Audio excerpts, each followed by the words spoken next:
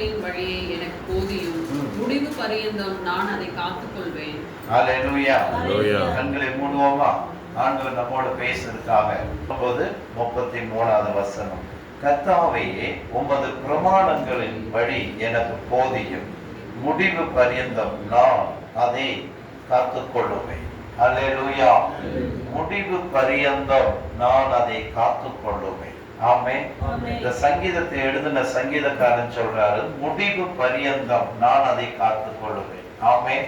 எது முடிவு பரியந்தம்? நீர் எனக்கு போதித்தது, நீர் எனக்கு நடத்தினது, நீர் எனக்கு கற்பித்தது, இந்த உலகத்துல வாழ்வதற்காக நீர் எனக்கு தந்த ஒவ்வொன்றும் என் வாழ்க்கை முடிகிற வரைக்கும், நாட்கள் முடிகிற வரைக்கும் நான் அதை என்ன செய்வேன்? காத்து கொள்ளுவேன் என்று அவர் ஒரு உறுதிமொழி சொல்றதை பார்க்கிறோம். ஆமென். போன வாரம் தேவன் சொன்ன அடிப்படையில எல்லாருக்கும் எண்ணெயை வைத்து நம்ம செபித்தோம். ஆமென். நான் அதை நினைச்சுதான் ஆண்டு சமூகத்துல ஜெபம் பண்ணேன். இன்னைக்கு இந்த வாரம் என்ன பிரசங்கம் பண்ணணும்னு சொல்லும்போது ஆண்டு சொன்ன ஒரு காரியம் கவனமா கேளுங்க. அபிஷேகம் இன்னைக்கு நிறைய பேர் தர்றீங்க, ஆனா அந்த கண்டினியூட்டி இல்லை. அதான் இன்னைக்கு எல்லாருடைய வாழ்க்கையில பிரச்சனை. என்னன்னா, அபிஷேகத்தை பெறீங்க, அந்நிய பாஷையில பேசுறீங்க, சிலர் சொல்றீங்க தரிசனம் பார்க்கற, வெளிப்பாடு சொல்ல வருது, கத்தரியெல்லாம் பார்க்க முடியுதுங்கிற மாதிரி சொல்றீங்க. ஆனா அந்த தொடர்புக்குள்ள இருக்கீங்கன்னு பார்த்தா அந்த தொடர்புக்குள்ள இல்லை. அப்பதான் ஆண்டவர் சொன்னது, அதை எப்படி காத்து கொள்ளுவதா? ஹல்லேலூயா. நீங்க பெற்றுக்கொண்ட அபிஷேகத்தை மேக்சிமம் போன வாரம் வந்தவங்க எல்லாரும் பெற்றுக்கொண்டீங்க, நான் கர்த்தர் கூட நம்புகிறேன். ஹல்லேலூயா. ஹல்லேலூயா. அப்போ ஆண்டவர் சொல்றாரு, அதை எப்படி காத்து கொள்ளுவது? ஹல்லேலூயா. முதலாவது வாசிங்க, எப்படி காத்து கொள்ளுவதா? ஸ்தோத்திரம் பாருங்க. 2 தீமோத்தேயு 4ஆம் அதிகாரம் 7ஆம் வசனத்தை படி. 2 தீமோத்தேயு 4:7.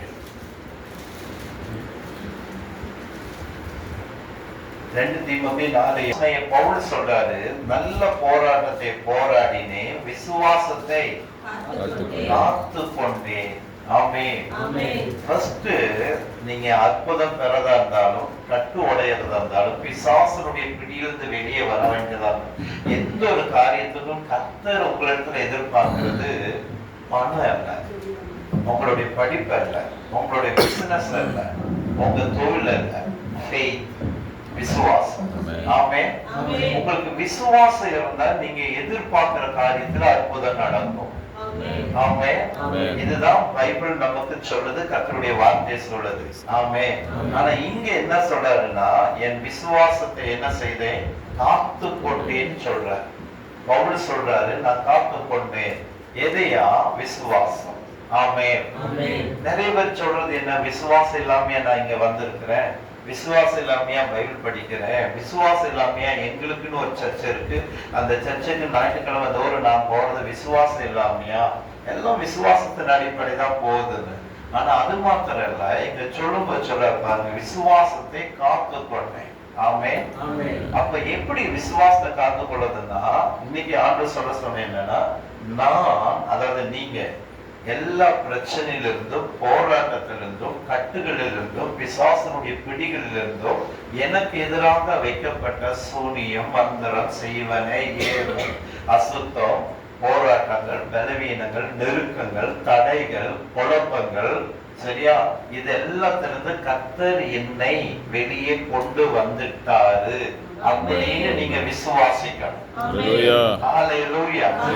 இன்னைக்கு நிறைய பேருக்கு என்னன்னா, நிறைய வசனங்கள் கேட்கிறோம், ஆனா விசுவாசம் வர மாட்டேங்குது. ஆண்டவர் என்ன சொல்றாரு? நீ விசுவாசித்தா தேவ மகிமையை காண்பாய். யோவான் 11ஆம் அதிகாரம் 40ஆம் வசனத்துல மார்த்தாளை பார்த்து இயேசு சொன்னார், நீ விசுவாசித்தா தேவனுடைய மகிமையை காண்பாய்.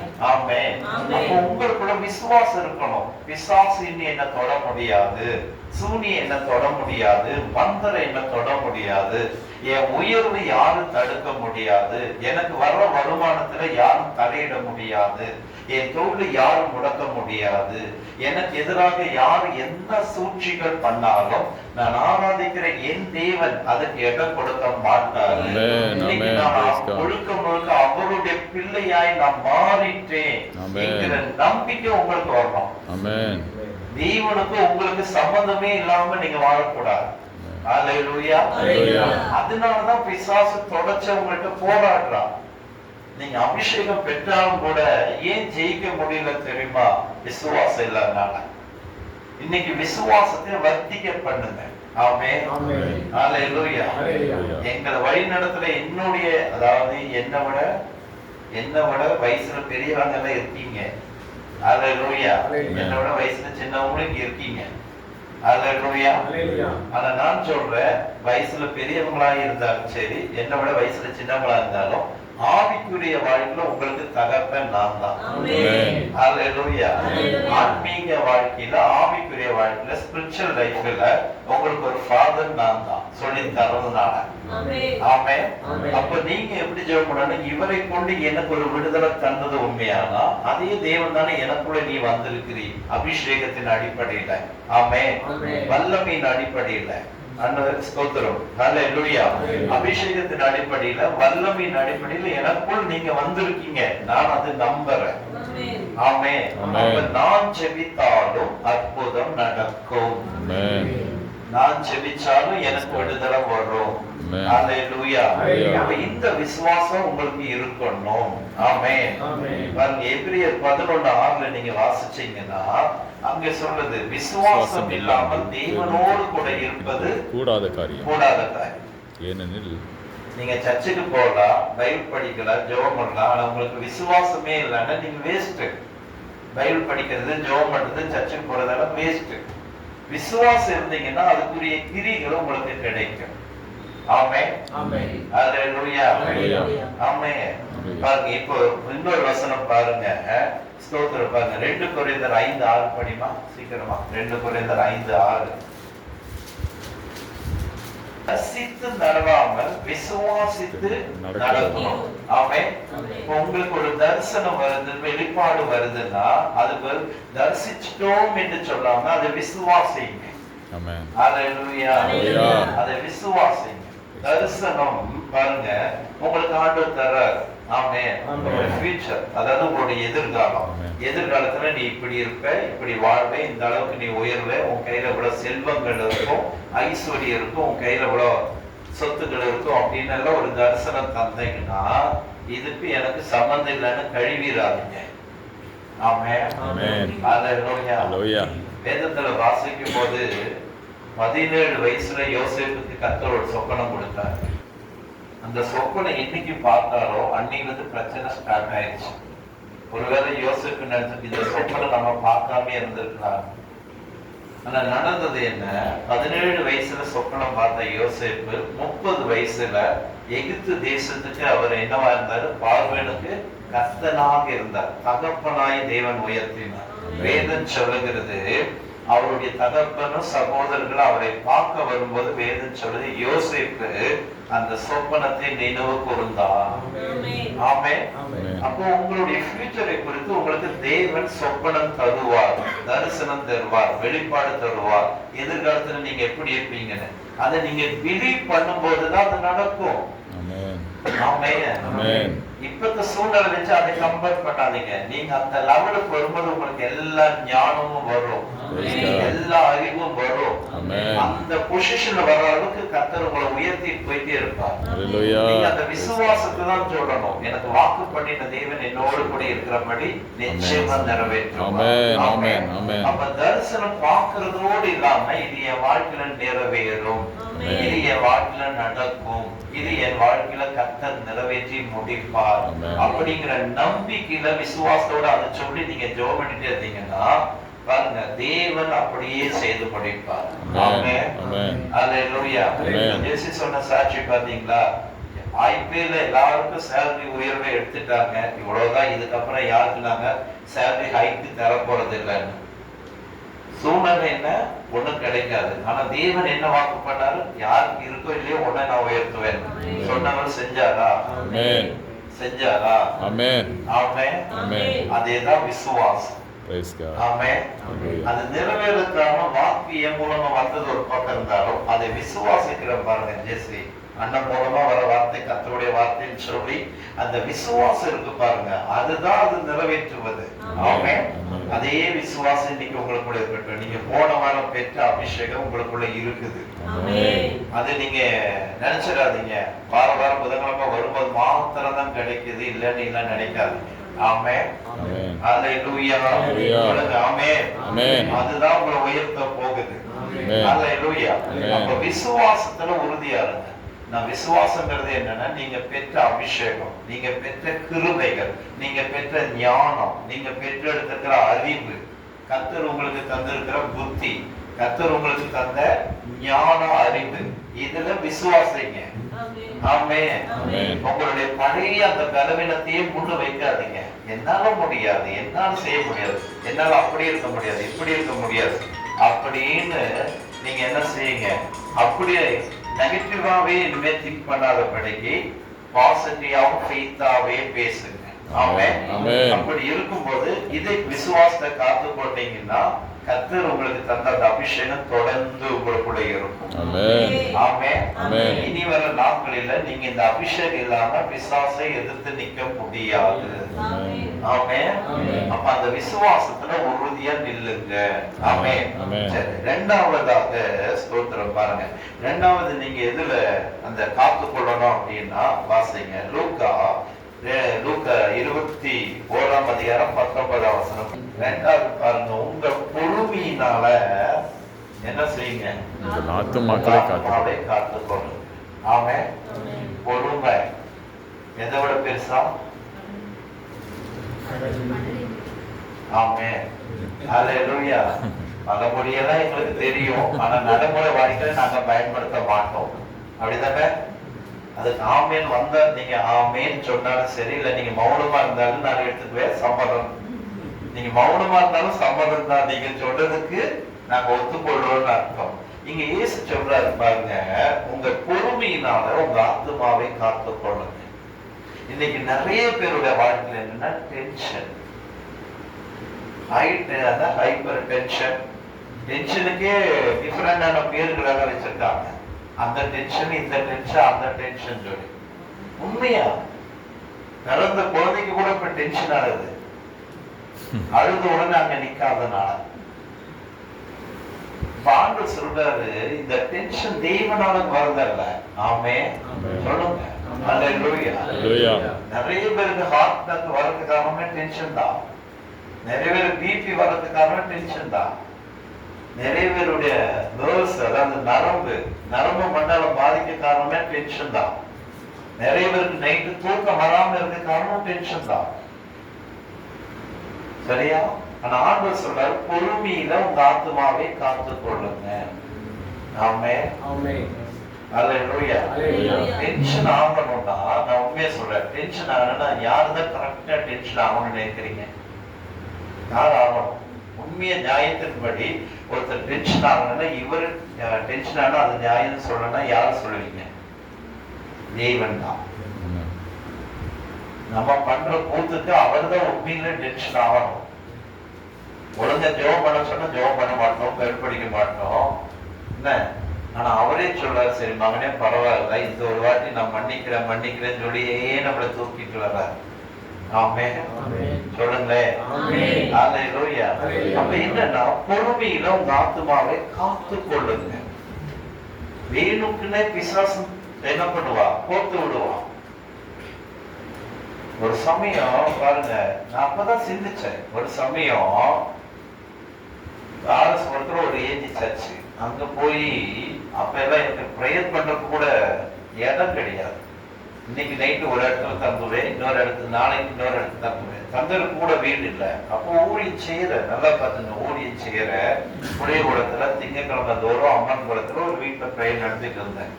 அந்த இடத்துக்கு போறதுக்கு செய்தி எடுக்கணும். அப்ப காத்திருக்கு, எனக்கு ஒரு தங்கருக்கு ஒரு வீடு கூட இல்லை. பிறகு எப்படி நான் ஜெபம் பண்ண முடியும்? அப்ப ஆர்எஸ்புரத்துல இன்னைக்கு உக்கடத்துல வந்திருக்குல்ல ஏஜி சர்ச்சு, அந்த சர்ச்சு ஃபர்ஸ்ட் ஆர்எஸ்புரத்துல வந்தனா சாரி சென்டருக்கு மேலே இருந்துச்சு அந்த சர்ச்சு. அப்ப மழை பெய்தான் அந்த சர்ச்சு ஒழுகும்.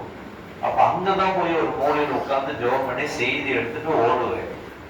அப்போ ஒரு நாள் என்ன ஆயிடுச்சுன்னா, அந்த ஆரஸ்புரத்துல லாஸ்ட்ல சவிதா காலனி நினைக்கிறேன், அங்க நின்று 7 நம்பர் பஸ்ஸுக்கு ஏறுறேன், குடிவரம் போறேன். பஸ் ஏறினோடனே என் கூட இன்னொரு வயசானவர் ஏறிட்டார். அவரு அந்த ஐயர்னு நினைக்கிறேன், உடையெல்லாம் போட்டிருந்தாரு. இவர் வயசானவர் தானே, என் பக்கத்துல எனக்கு முன்னாடி இந்த சீட்ல இருந்து ஒருத்தர், சரி வயசானவர் இவர் நின்றுட்டு வர்றாரு அப்படின்னு சொல்லிட்டு எந்திரிச்சு சீட்டு கொடுத்தா, உங்கள்கிட்ட நான் கேட்டேன், நான் சீட்டு ஐயா நீங்க வயசானவங்க நிக்கிறதுக்கு கஷ்டப்படுறீங்க, நான் சொன்னேன், நான் எனக்கு காலு வலிக்குதுன்னு சொன்னேன்னா நீ யாரையா எனக்கு சீட்டு தர்றதுக்கு? சண்டைக்கு போறாரு. பஸ்ல இருக்கிறவங்க எல்லாம் அப்படியே யோசிக்கிறாங்க, இந்த அளவுக்கு நன்மை செய்ய போற ஒன்னாத்தையா திட்டணும்னு. சிலர் என்ன அவ்வளோ டென்ஷனா வர்றாரு, கத்துறாரு. நான் உன்னை கேட்டேன், நீ எனக்கு மரியாதை தர அளவுக்கு நான், நீ யாரு, என் பிள்ளையா, என் சொந்தக்காரனா, என் உறவினரா பேசுறாரு. அப்பதான் நினைச்சேன், லேடிஸ்க்கு உங்களுக்கு எந்த வித்தியாசம் இல்லை, பொறுமை இல்லை பாருங்க. அவரை பார்த்த வயசானவர், ஆனா அவருக்கு பொறுமை இல்லை.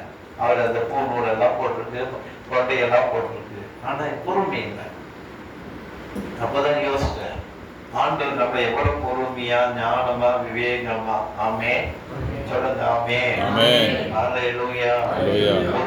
அதாவது ஒரு பொசிஷன் இருக்குல்ல, ஒரு தகப்பன், தாய், அண்ணன், தம்பி, அக்கா, ஒரு ஸ்தானத்தை கொடுக்கிறல்ல. அப்ப அந்த ஸ்தானத்துக்கு தகுந்த மாதிரி நமக்கு பொறுமையும் ஞானமும் விவேகமும் கர்த்தர் எதிர்பார்க்கிறார் நம்மகிட்ட. ஹல்லேலூயா. ஆமென். அப்ப ஆண்டவர் சொல்றாரு பாருங்க, பொறுமையில உங்க ஆத்துமாவை காத்து கொள்ளுங்க. உலகம் டென்ஷன் கூட. உலகத்துக்கு யார் அதிபதி? சாத்தான், பிசாசு. அப்ப இன்னைக்கு எல்லாருக்கும் அவன் என்ன கொடுக்கிறான் தெரியுமா? டென்ஷன். என்ன டென்ஷன் ஆனாதான் தவறுகள் அதிகமா நடக்கும். ஒரு சாந்தமா இருக்கிற மனுஷனால கொலை செய்ய முடியுமா? பாருங்க, மோசையை கர்த்தர் சந்திக்கிறதுக்கு முன்னாடி ஒருத்தரை வெட்டி புதைச்சு ஓடி போயிட்டார். ஆனா கர்த்தர் சந்திச்ச பிறகு, கர்த்தர் அவரை அபிஷேகம் பண்ண பிறகு, நம்முடைய ஊழியத்துக்கு தேவன் அழைச்ச பிறகு, அவருக்கு தேவன் தரிசனம் ஆன பிறகு, தேவனும் மோசையும் பேசிக்கொண்ட அளவுக்கு ஒரு உறவுக்குள்ள வந்ததுக்கு அப்புறம், மோசை எங்கேயாவது யாரையாவது அடிச்சாரா? சொல்லுங்க, உங்களுக்கு அடிச்சாரா?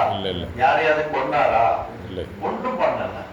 என்னங்கம்மா 12ஆம் அதிகாரத்துல பாருங்க, மோசைக்கு விரோதமா டைரக்டா பேசுறாரு. யாரு? மோசையோட அண்ணனும் அக்காவும். ஆனா வேதம் சொல்றது, கர்த்தர் மோசை என்ன செய்தா? அமைதியா உட்கார்ந்துருக்க. ஆனா அதுக்கு முன்னாடி அவர் ஒரு கொலைகாரன். அந்த கொலைக்கு அவருக்கு சம்மந்தம் இல்லை. யாரோ ஒருத்தர் 2 பேர் சண்டை போறதுல பார்த்துட்டு ஒருத்தனை வெட்டி போட்டுருக்காங்க.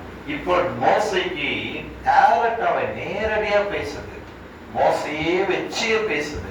ஆனா மோசை அமைதியா இருக்கிறார். ஹல்லேலூயா. இப்ப நம்மள பேசினா நம்ம என்ன பண்ணுவோம்? இந்த வாரம் ஞாயிற்றுக்கிழமை நீங்க போற சர்ச்சில் பிரசங்கம் பண்ணின பிரசங்கம் மைண்டில் இருக்காது. ஆனா அந்த ரூம்ல உட்காந்துருப்பி இங்க இருந்து பேசுறது பாம்பை விட மோசமா காதுல கேட்கும். ஆனா வசனம் மட்டும் காதுக்குள்ள போகாது. என்ன குறிச்சு இவன் என்ன சொல்லுவா, என்ன குறிச்சு இவன் என்ன சொல்லுவா, என்ன குறிச்சு இவங்க என்ன பேசுறாங்க, இந்த ஆர்வத்துலதான் இங்க நிறைய பேருடைய ஆர்வம் என்னன்னா, என்ன குறிச்சு இவன் நல்லதாகவே பேசியிருக்க மாட்டாங்க, கண்டிப்பா தப்பாதான் பேசியிருப்பாங்க, அந்த எண்ணத்துல இருக்கு. இதனாலதான் நிறைய பேருடைய வாழ்க்கையில டென்ஷன். நிறைய வீட்டுல டென்ஷன் என்னன்னா, இப்ப என்ன குறிச்சு என்னைய உதாரணம் சொல்றேன், இப்ப என்ன குறிச்சு நீங்க என்ன நினைக்கிறீங்கன்னு நானே ஒரு கற்பனை பண்றேன். இவங்க என்ன குறிச்சு தப்பாதான் பேசுவாங்க, தவறாதான் பேசுவாங்க, நம்மளை வச்சு செய்யறாங்க அப்படின்னாலும் பேசுவாங்கன்னு சொல்லிட்டு நான் நினைச்சேன்னு வைங்க, நீங்க என்ன நல்லது என்கிட்ட பேச வந்தாலும் எனக்கு தப்பாதான் தோணும், எனக்கு தப்பாதான் தோணும். ஏன்னா என்னுடைய எண்ணம் என்னவாங்க சரியில்லை. பைபிள் சொல்றது நீதிமொழியில, ஒருவனுடைய எண்ணங்கள் எப்படி இருக்கிறதோ அவன் அப்படியே இருக்கிறான். நீங்க பொறுமையா இருந்துட்டுன்னா உங்க ஆத்துமாக்கு இளைப்பாறுதல் இருக்கும். நிறைய பொறுமையா இருந்துட்டீங்கன்னா உங்க பிபி எப்பவுமே கண்ட்ரோல்ல இருக்கும், சுகர் கண்ட்ரோல் ஆகும். நான் சொல்றேன், படுத்தோர்னா நல்லா தூங்குவீங்க. ஹல்லேலூயா. நேற்று ட்ரெயின்ல வரும்போது டிடிஆர் வந்து டிக்கெட் செக் பண்ணது மட்டும்தான் பைக்ல இருந்தது, அவ்வளவுதான். நல்ல ஒரு ஏசி, இது 3rd ஏசியில் டிக்கெட் போட்டு கொடுத்தாங்களா, நல்லா இருந்துச்சு. சாப்பிட்டுட்டு அந்த டிடிஆர் செக் பண்ணதுதான். படுத்து காலையில் கரெக்டாக 4:45 முழுப்பு வந்துச்சு. 5 மணிக்கு ட்ரெயின்லேயே உட்காந்து ஜோம் பண்ணிட்டு தான் வந்தேன். 10 மணிக்கு படுத்தேன். 5 மணிக்கு ஷார்ப்பாக எழுப்பிட்டாரு. ஒரு டென்ஷன் இல்லை, ஒரு டிஸ்டர்பன்ஸ் இல்லை. யார் ஏறினாங்க வந்தாங்க போனாங்கன்னு ஒன்றும் தெரியல. அந்த டைம்ல பேக கூட தூக்கிட்டு போனாலும் கூட தெரியாது. ஆனா நான் ஒரு ஜோம் பண்ணேன். நல்லா நான் தூங்க போறேன். ஆண்டவரே, என் பேகு, பர்ஸு, மொபைலு எல்லாம் நீங்க தான் பாதுகாக்கணும், மிஸ் ஆக ஜோம் பண்ணேன். கர்த்தர் நல்லவர், எதுவும் மிஸ் ஆகாம கூட்டிட்டு வந்தார். ஆமென். அப்ப ரெண்டாவது நான் என்ன சொல்றேன்னா, உங்க அபிஷேகம் காத்து கொள்ளப்படணும்னா நீங்க பொறுமையா இருக்கணும். இன்னைக்கு பிசாசு என்ன செய்யறேன்னா, அதை இழக்கிறதுக்கு உங்களை கோபப்படுத்துறான், எரிச்சல் படுத்துறான், தகாதவைகளை பேச வைக்கலாம். வேதம் சொல்றது, மனுஷனுடைய கோபம் தேவனுடைய நீதியை நடப்பிக்க மாட்டாது. பைபிள் இருக்கா இல்லையா? நம்முடைய கோபம் தேவனுடைய நீதியை நடப்பிக்காது. நமக்கு கோபம் வரும், ஆனா நம்ம கோபப்பட்டதுனால கர்த்தர் நீதியெல்லாம் செய்ய மாட்டார். ஆனா பொறுமையா, அல்லேலூயா, அமைதியா, அல்லேலூயா. அந்த வேதத்துல இன்னும் சில வசனங்கள் சொல்லி முடிச்சிடறேன், பாருங்க, வாசிங்க, ஸ்தோத்திரம் பாருங்க. சங்கீதம் 40:1 சொல்லுது. வாசிங்க, சங்கீதம் 40:1, 40ஆம் சங்கீதம் 1ஆம் வசனம். கர்த்தருக்காக பொறுமையுடன் காத்திருந்தேன், அவர் என்னிடமாய் சாய்ந்து என் கூப்பிடுதலை கேட்டார். ஆமென்.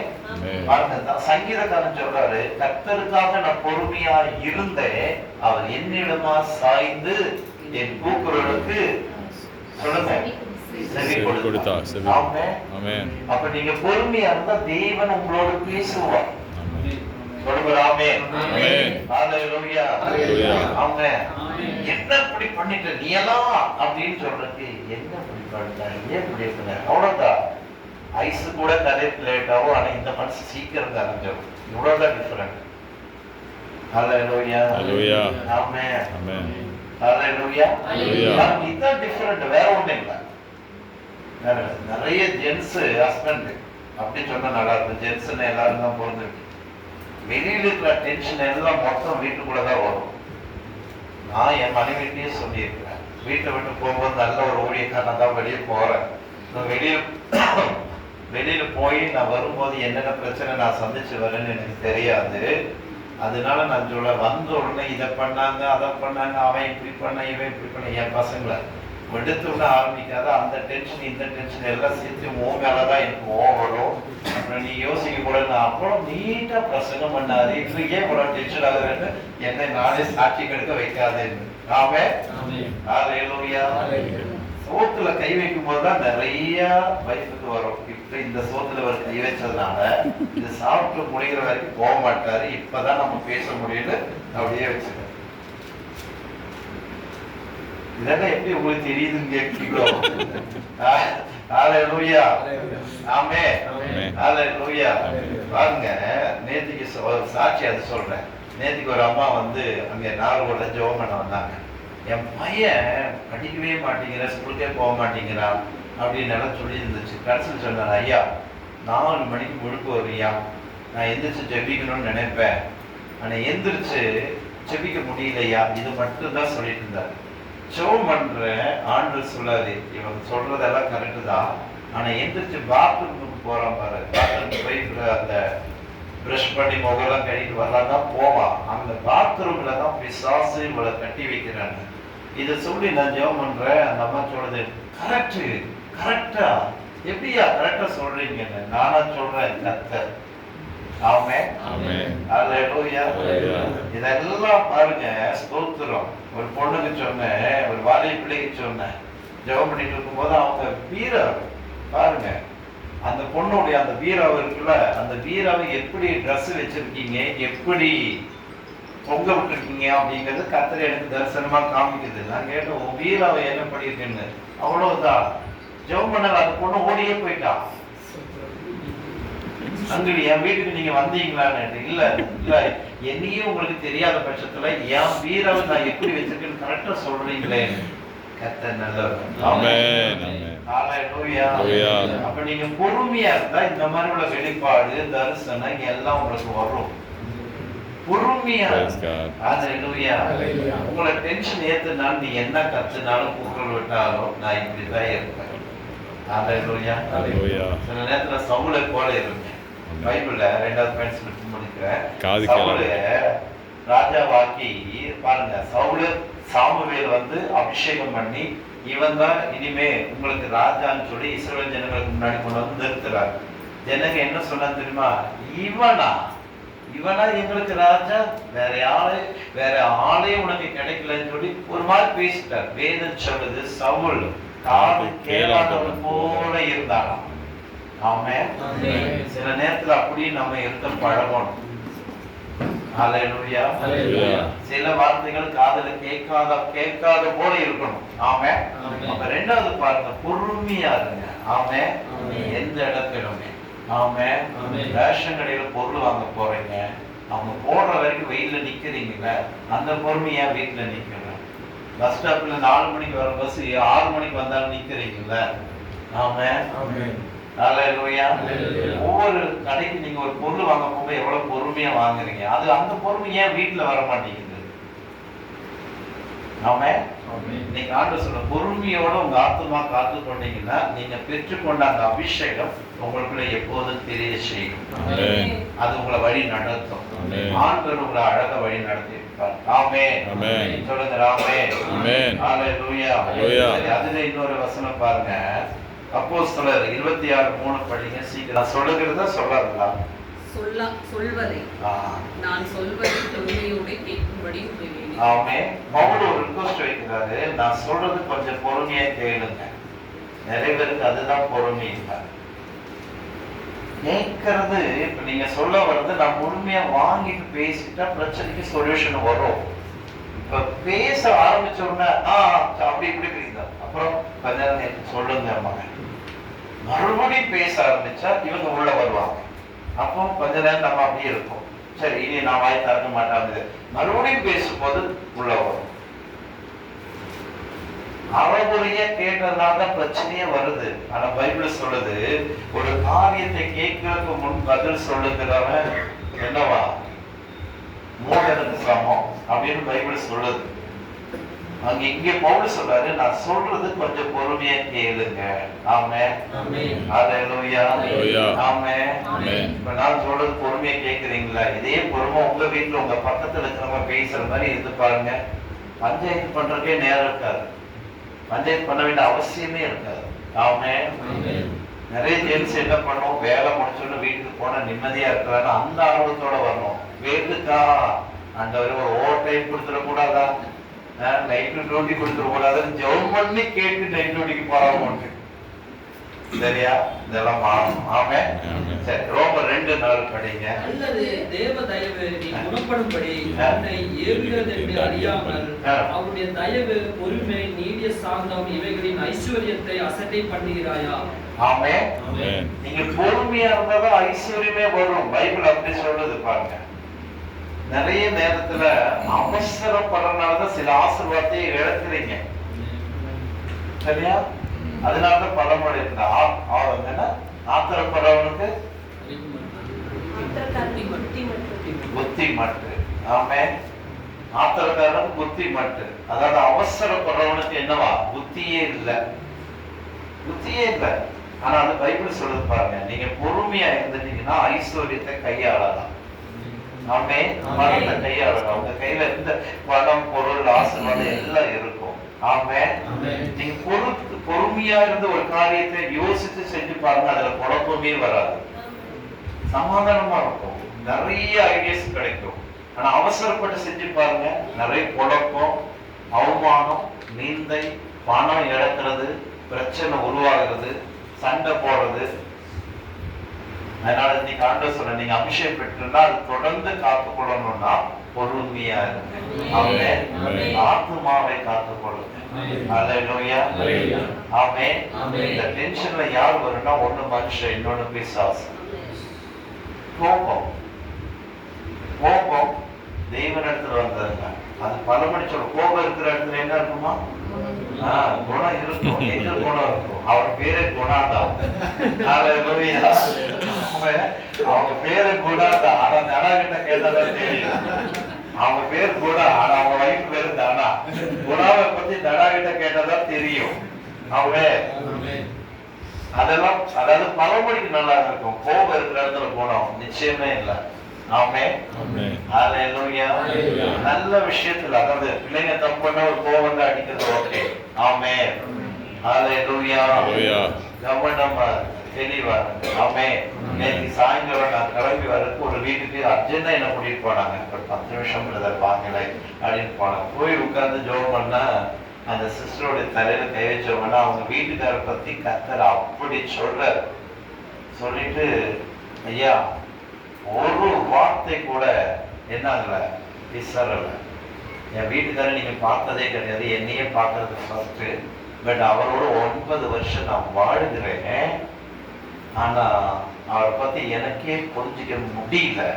பட் நீங்க சொல்றது அப்படியே அவ்வளவுதான் அக்யூரேட்டா சொல்றீங்க. சொல்ல அழுகிறாங்க. அப்ப தேவன் எவ்வளவு கண்காணிச்சிருந்தா ஒரு வார்த்தை கூட தவறாம எனக்கு அந்த வெளிப்பாடு சொல்லியிருப்பார். அப்ப தேவன் உங்களை காண்கிறார். உங்களை ஆசீர்வதிக்கிறதுக்கு மாத்திரம் இல்ல, உங்க கண்ணீரை துடைக்கிறதுக்கு மாத்திரம் இல்ல, நீங்க கேட்கறது தடுக்க மாத்திரம் இல்ல, உங்க பிஹேவியர் கூட அவர் கவனிக்கிறார். உங்க கேரக்டர் கூட அவர் கவனிக்கிறார். என்னை அறியாத காலத்துல நீ எப்படி ஒரு அதே பிரச்சனை இல்லை. பட் இப்ப நீ என் வேதத்தை சுமக்கிற, நீ என் பிள்ளைன்னு சொல்ற, வாரம் தவறாம என்னை ஆராதிக்க வர்ற, எனக்கு பயப்பட பயத்துல இருக்கிறேன்னு சொல்ற. அப்ப ஏன் என் வார்த்தையின்படி பொறுமையா இருக்கக்கூடாது? ஆமே. அப்ப ரெண்டாவது பொறுமையா இருங்க. நீங்க பொறுமையா இருந்தா உங்க கையில ஐஸ்வர்யம் நிற்கும், ஆசீர்வாதம் நிற்கும், பணம் தங்கும். ஆமே. ஹல்லேலூயா. ஆமே. மோசேயை பாருங்க, அதுவும் கூட சொல்லி போற. மோசே அவசரப்பட்டதுனாலதான் பாலும் தேனும் ஓடுகிற கானான் தேசத்துக்கு போக முடியல. கர்த்தர் என்ன சொன்னாரு? கண்மலை இடத்துல பேச சொல்றாரு. ஆனா இந்த ஜனங்கள் கொடுக்கிற டென்ஷன்ல, டார்ச்சர்ல மறுநாள் போய் அடிச்சுட்டாரு. ஆனா கர்த்தர் அதை அக்செப்ட் பண்ணிட்டாரா? இல்ல.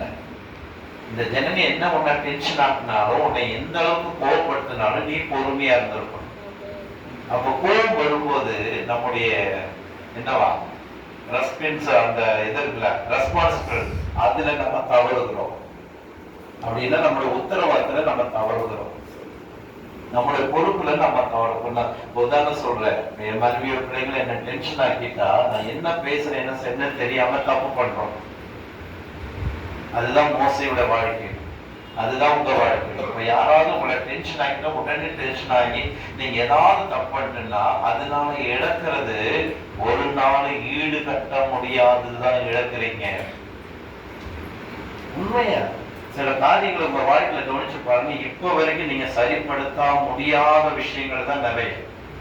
அது சரி ஆகுமாங்கிறது உங்களுக்கு தெரியாது. ஆனா எப்பவோ செஞ்ச தவறு இன்னைக்கும் அதுல பாதிப்புல நீங்க இருக்கீங்க. இன்னும் அந்த பாதிப்புல இருக்கீங்க. அந்த பாதிப்புல இருந்து இன்னும் வெளியே வரல. ஆனா அது நினைக்கும் முதல்ல